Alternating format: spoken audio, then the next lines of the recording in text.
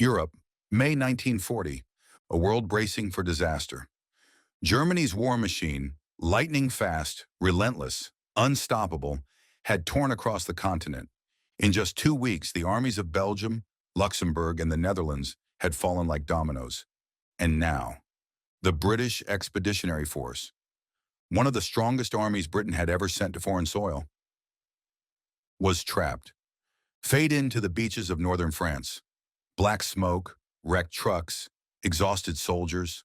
No food and no ammunition. No hope, or so it seemed. The German strategy was unlike anything the Allied planners had expected. A new kind of warfare, Blitzkrieg lightning war. Tanks, aircraft, infantry, all moving as one. Show Guderian's Panzer Corps smashing through the Ardennes. Rommel's 7th Panzer Division moving like a storm. Columns of Belgian and French soldiers retreating. The Allies believed the Ardennes forest was impassable.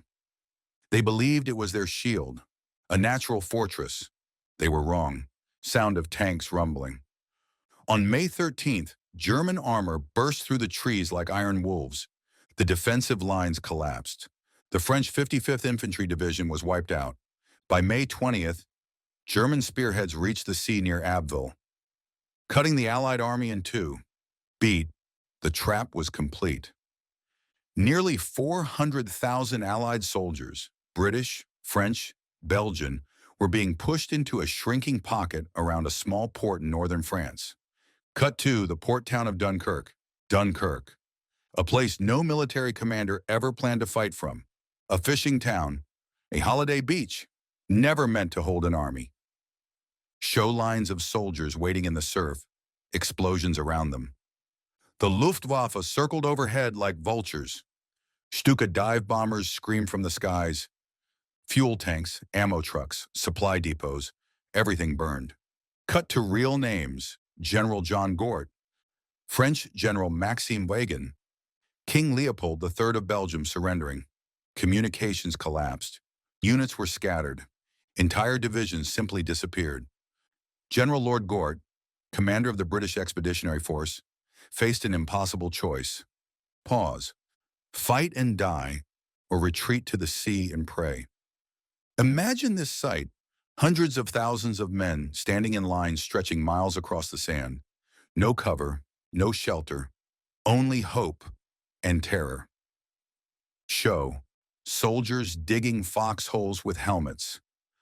Destroyed trucks used as breakwaters. French troops guarding the perimeter. Food was running out. Water was running out. A single German bombing run could kill hundreds. Pause. This was not a battlefield. This was a slaughter yard. Then, something strange happened. Something still debated by historians to this day. Show. Hitler in the FHQ. On May 24th, Adolf Hitler issued a halt order. German tanks just 18 miles from Dunkirk were ordered to stop. Cut to Rundstedt, Guderian, and other generals frustrated. Why did he stop? Was he trying to avoid turning Dunkirk into a swamp? Was he giving the Luftwaffe the glory? Or did he believe Britain would seek peace? Pause. We may never know. But what we do know is that this single order gave the Allies 2 precious days. 2 days that changed history. Far across the English Channel, deep beneath Dover Castle, Vice Admiral Bertram Ramsay, a calm, brilliant strategist, activated a desperate plan. Footage, Ramsay, naval officers plotting. Its name was Operation Dynamo. Its goal? Rescue 30,000 men, maybe 45,000, if miracles existed. Show early evacuation attempts, destroyers being bombed, small ships arriving too late. On the first day, just 7,669 men were rescued, a drop in an ocean of despair. But then, something extraordinary began to happen. Something no plan, no general, no government could have predicted. Show civilians hearing the call on radio. Ordinary people, fishermen, ferrymen, tugboat captains, sailors, teachers, bakers, fathers, volunteered to cross a war zone. Pause. Not soldiers, not trained for battle, just ordinary British citizens, in nearly 800 civilian boats. Footage of iconic vessels. The Medway Queen saved 7,000 men. The Sundowner, piloted by Charles Lightoller, Titanic's hero officer. The Tamzine, the smallest boat of all. They crossed under bombing, mines, machine gun fire. Many would never return, but they sailed anyway. Emotional beat. This is where the miracle began. While the beaches burned, the Royal Air Force was fighting a hidden war above them. Show Spitfires and Hurricanes engaging German Mi-109s. They fought out of sight, over the channel, over the clouds, where the men on the beaches couldn't see them. Many soldiers cursed the RAF, thinking they had been abandoned, but they weren't. Highlight real pilots. Douglas Bader, number 242 Squadron. Sailor Milan, number 74 Squadron. Alan Deere, Johnny Kent. These men, often outnumbered, held back the Luftwaffe long enough for the evacuation to continue. Add emotion. Every pilot who fell saved hundreds on the beaches below. As more men reached the beaches, the German attacks intensified. Show Stuka dive sirens, bombs hitting piers, ships sinking. Mention real incidents. HMS Wakeful sunk with 600 men. HMS Grenade exploded at the harbor. French destroyer Milan shattered. Hospital ship SS Paris bombed. Every hour was a gamble with death, but the lines held. And behind it all, the French army fought with unmatched courage.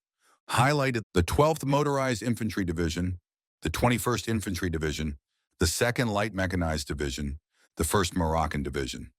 They held the perimeter at Berg, at Bray Dunes, at Lille, fighting impossible odds. Mention real heroism. The French 12th Division lost nearly 90% of its men. The Lille pocket held off 7 German divisions for 4 days. These men fought so that others could escape. June 1st, the beaches were a hell of smoke and fire. The evacuation numbers explode. May 27th, 7,669. May 28th, 17,804. May 29th, 47,310. May 30th, 53,823. May 31st, 68,014. June 1st, 64,429. June 2nd to 4th, final rescues. By now, the impossible had happened. The dream of saving 45,000 had become 338,226 saved. June 4th, 1940. The final dawn.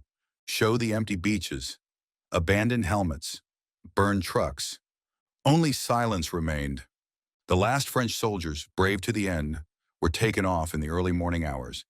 And then it was over. Pause. Dunkirk was not a victory, but it was not a defeat either. It was survival. And survival can change the world. Churchill rises in Parliament. And then came the speech that defined a nation. Read dramatically, "We shall fight on the beaches. We shall fight on the landing grounds. We shall fight in the fields and in the streets. We shall never surrender." Dunkirk was not a miracle of chance. It was a miracle of courage, of sacrifice, of ordinary people becoming extraordinary when the world needed them most. Pause. Because an army was saved, Britain fought on. And because Britain fought on, the world would one day be free. This was the miracle at Dunkirk.